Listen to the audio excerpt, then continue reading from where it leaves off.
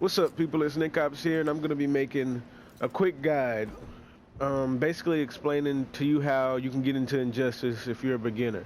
Now, I'm not going just solely off the fact that this is Injustice, but I'm going off the fact that this is an NRS game, and I'm going to tell you people how to play NRS games. Now, NRS games aren't ultra competitive. They're competitive in a way, but they're mainly meant to be fun because, to be honest, the things that they have in NRS games is kind of a joke. But I'm not trying to be rude. It's just how the game is. But let me show you the first thing you need to do to get into NRS games. NRS games, unlike other fighting games, they take the initiative to actually put frame data in the game. Everything right here, this is frame data. Now, what frame data is basically numbers showing you what your moves do. And you can find a more in-depth video on what frame data is, but I'm going to give you a quick rundown of it. I don't want to bore you with the details, so if you want to know what it is, go watch another video explaining exactly what frame data is, but I'm going to give you the quick rundown. Startup is how fast the move comes out. The lower the better. Block advantage is how punishable you are if they block the move. Basically, everything in this game that is -7 and below is unpunishable. Now, a few characters can punish moves that are like -5, like Superman with his super. But besides that, if you do a move that is -7 and go all the way down to -8, you're punishable. But if you do a move that's -6 and all the way up, you're unpunishable. And that covers block advantage. Active frames are how long the move is active. That means if you knock somebody down, and then, let me see what Superman's most active move is. This right here. That means if I knock them down, and then I do that, it's active for 5 frames. That means that once they get up, if I have a very long active time, they gotta hold the move I'm pressing. But if I have a low active time, they can pretty much jump or get out of it or anything that they want to do. So basically, when you're knocking somebody down for pressure, make sure you use a move that has high active frames. Now, hit advantage. Hit advantage is a little different because there's 2 types of hit advantage. There's knockdown hit advantage and there's reset hit advantage. Hit advantage is basically like if let me go off a special move. Frost Breath, 35. So if I knock you down with Frost Breath, I'm like plus 35.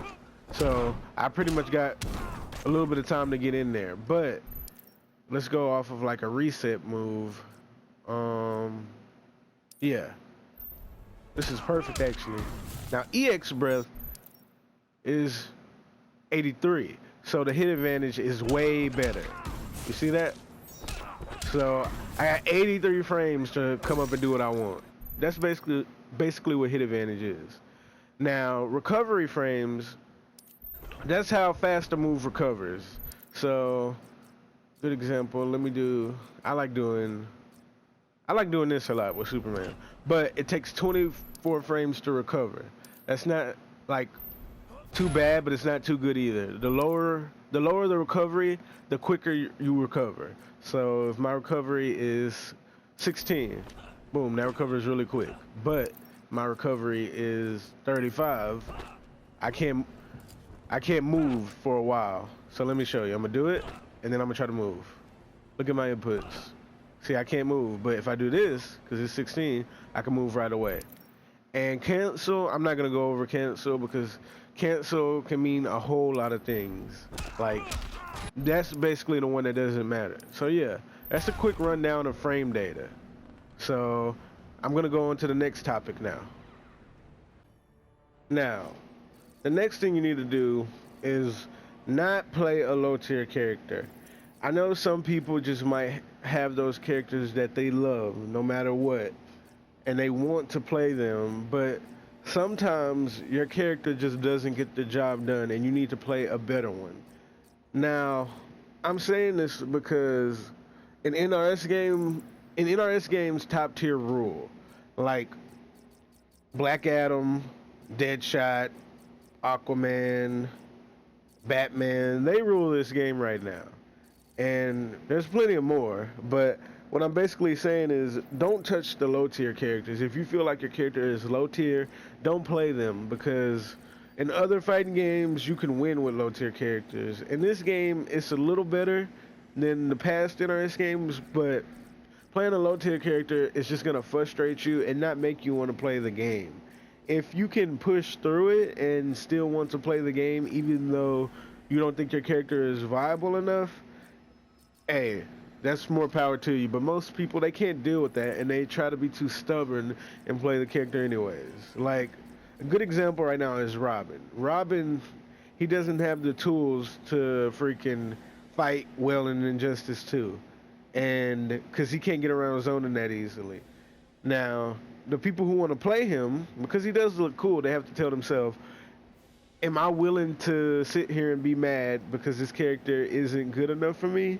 Or am I going to push through it and play him anyways? Most people would choose the first option, but a few people would be stubborn. Like, I have one friend, you know who you are if you're watching the video. He'll try to be stubborn and play a character that isn't viable. Scarecrow. That needs buffs, instead of just playing somebody that is really good in the game and having fun, because NRS games, like I said, are all about having fun. Now, that basically covers what you need to do with characters, so let's recap. Play top tier and high mid, don't touch low. And also, don't get attached to a character at all. In NRS games, they tend to do a bunch of buffing and nerfing of characters, so that means, basically, Black Adam, he's top tier right now, but in a couple of weeks, he could be the worst. You never know with NRS games, so do not get attached to a character at all. Now on to the next part. And the last thing, don't be afraid to zone. I know a lot of people look down on zoning because it's kind of the punk way out, but what people don't understand, Injustice is a zoning game. That's the archetype of the game. You're meant to get the life lead and go back and, you know, punk it out. Don't look down on zoning. That's what the developers wanted the game to be. A lot of people don't agree with that, but that's what it is. And if you can't get used to zoning, you shouldn't touch the game. But if you're willing to adapt to it and either become the zoner or become the person who gets around it, then you can play this game. But that's the last thing. Just don't look down on zoning a lot, and don't be afraid to do it, because that's the kind of game this is. This is a zoning / fighter game. So yeah, that's basically it. Those are my 3 tips on how to get into Injustice 2. If you liked it, don't forget to like, comment, and most importantly, subscribe. Nickopz out.